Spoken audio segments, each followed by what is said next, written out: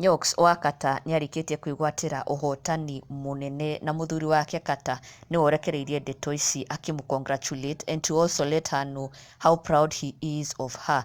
Na toke tu even Muthoni wa Kirumba, Njogua wa Njîra, mzima MC Jimmy Kajim and so many other celebs have come out to congratulate her.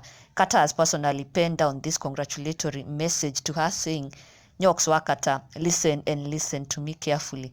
I know you have graduated with first class honors, but I still remain the decision maker of this home and the father of your children. When you go to parliament, draft a bill to remove a degree as mandatory for vying. We also dream of being big people in this country. Congratulations are in order, sweetheart.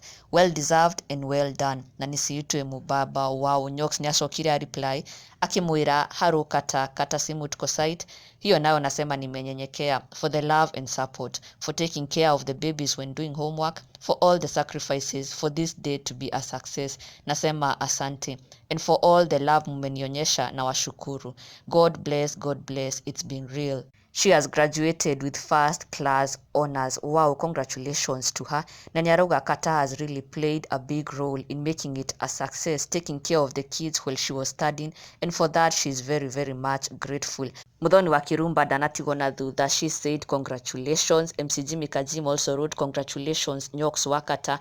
Mzima wrote Nyoxx wa Kata, kongole kede kwa wingi na bashasha. Kinyanya also wrote congratulations. Na Njogua wa Njîra wrote hongera kwake. Indeed, a big congratulations to her.